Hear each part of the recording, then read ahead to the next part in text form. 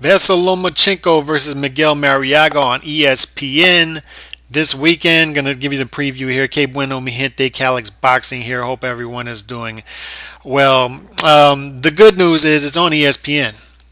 And you get to see one of the best fighters in the world in Vasyl Lomachenko, a super talented,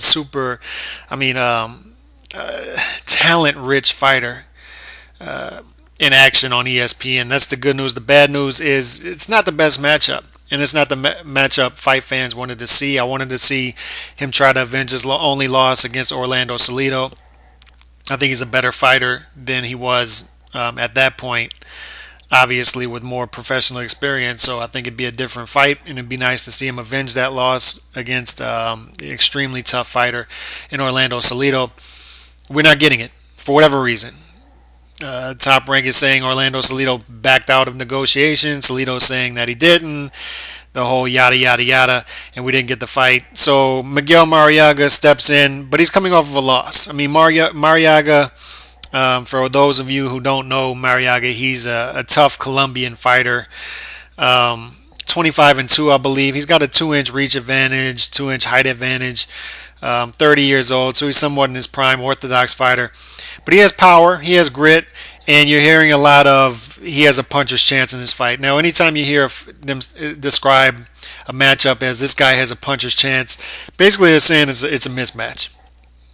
Much like what you're hearing with Mayweather versus McGregor. McGregor has a puncher's chance. Basically what they're saying is this guy has to land something lucky to have any kind of chance in this fight. And the same thing with Mariaga. And it's not that Mariaga's not a good fighter, because he is. I mean, he hung in there with Nicholas Walters, although in a loss. Hung in there with Valdez, and they couldn't stop him. You know, he finished on his feet, so he's a tough fighter. That being said, he's a guy who you should beat if you're a great or special fighter, and I fully expect Lomachenko to wipe the floor of him, to be honest. But he is tough. He is gritty.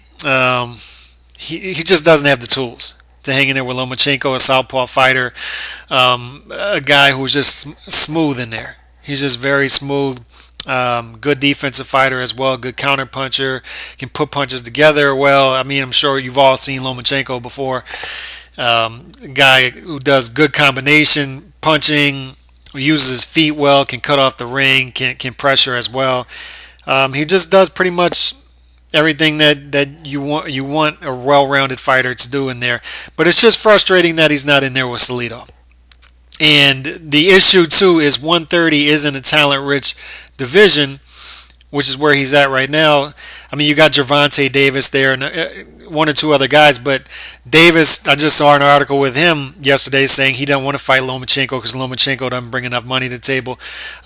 If I'm, if I translation, I don't want to fight Lomachenko because I'm scared. That's basically what Davis is saying. He don't want it with Lomachenko.